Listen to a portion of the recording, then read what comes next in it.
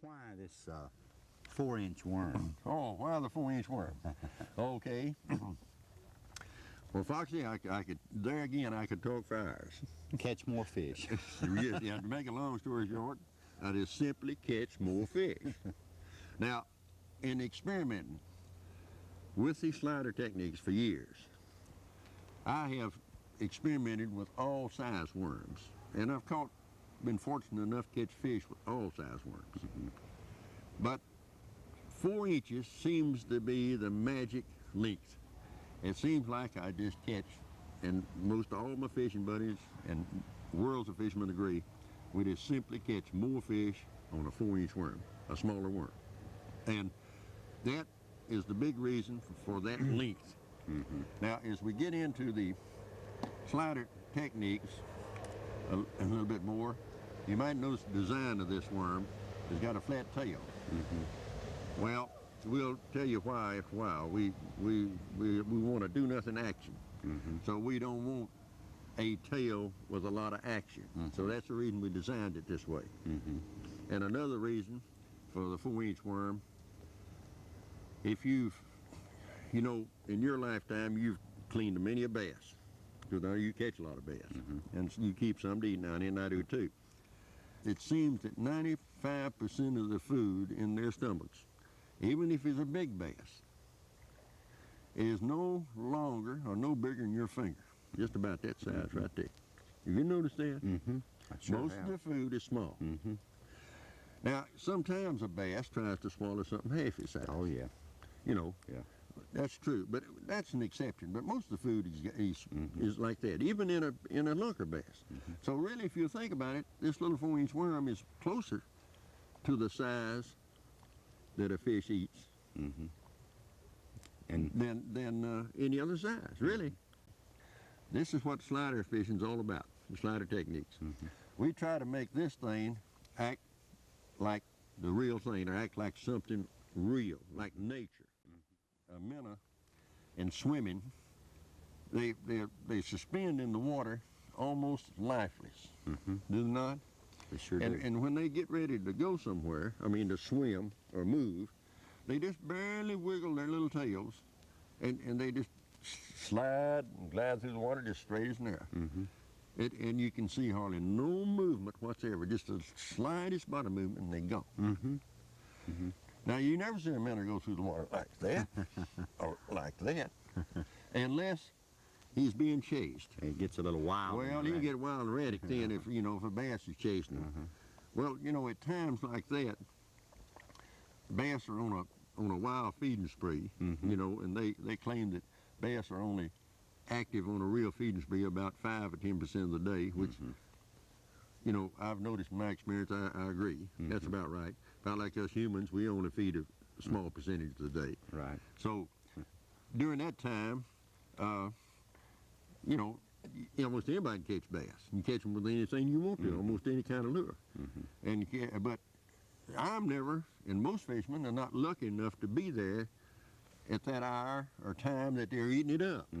Usually I have to fish when they ain't biting, So and back to this, if you notice those little minnows, as they swim around, they have what we call a do-nothing action. That's where the word do-nothing comes from. And they just slide, and swim, and glide right through the water. That's where the word slider comes from. They slide right along. But they seem to have hardly any action whatsoever. So what we do, we manipulate this in such a way that we try to make it act just like those little minnows, like the real thing. Now, this has no action built into it whatsoever. And we work it in a do-nothing manner, and we don't add any action. Well, you say, where in the world does it get any action? How it can do to get any? And okay, if we hold it up like this, and we hold it perfectly still, Can't do it. and I hold it indefinitely, or you, or any of the fishermen or viewers out there, it's impossible to hold that worm perfectly still. Now, this is the nervousness in your body transferring through this soft material, and if you'll notice, the body our tail section will always wiggle, jiggle, weave, or have just a little motion all the time. This is nervousness. Yeah. Now, if we hold the rod tip, if you hold a rod tip out in a do-nothing manner, and we hold it out here and try to hold it perfectly still, that rod tip will always be wiggling a little bit. We can't keep it still. Now, as we work this lure through the water, and we'll show that just a little later, in such a way, do-nothing manner, and this lure comes through the water, the natural nervousness of our body transfers through the rod, plus down the line. And of course, the rod's got some natural nervousness, so we're transferring that. And this goes down and hits the lure, and this little lure will have just a little nervous quiver to it, with us doing nothing. Besides, if you're fishing in a boat, the slightest movement of the boat from the waves and the motion of the water will cause the rod tip to go up and down, and it will automatically put action on it without you, while you're trying to keep it off. The least bit of current, wind movements, will also add action. So you can't keep the action off this thing. The more, I don't care how much nothing you do and how much do nothing you do, you can't keep him from wiggling or moving just a little bit. And I think with this thing sliding through the water, when Mr. Bass observes it, what he observes a very slight movement, just about what he sees in a minnow as he swims along. No, just hardly any action whatsoever. It's almost like the real thing, like natural. It may not look like it, but he acts like it. We're trying our best to make him think what we got is for real. And we'll manipulate it and rig it to where we imitate these little minnow swimming, we imitate these things falling off of trees. And believe me, if the fishermen and viewers will believe me, if you do this, you will be able to increase your fish catch a whole lot.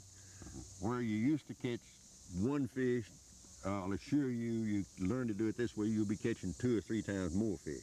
You've noticed that. In other words, go back to nature. Try to make your lure act like the real thing. When they get inactive and get sluggish and dormant, and they won't bite, and everything, I believe in petting them, sweet talk them, finesse them, feed them dessert. In other words, that's just, but that way, in delivering the thing right to the old bread basket and make it easy for them, and this way, we've done it this way, and we have increased our fish catch a whole lot by taking this approach.